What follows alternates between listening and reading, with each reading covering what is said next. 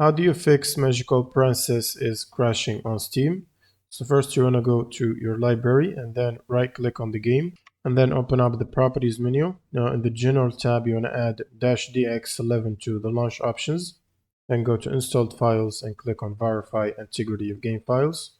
And once this is completed you can close Steam and then you'll need to get the latest driver updates for your GPU. So if you have NVIDIA, you will use the NVIDIA app. Otherwise, you can install the AMD software and then check for the latest driver updates and make sure to download and install them.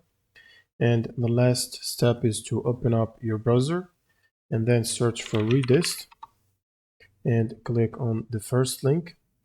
Now from this table here, you'll need to download and install the 86 and the 64 installers for the distributables and install them.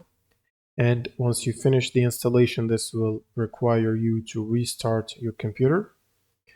Now, right after the restart, you will need to right click on Steam and run it as admin, and then just launch the game from your library. And this should fix the crash problem for you. Thanks for watching and subscribe.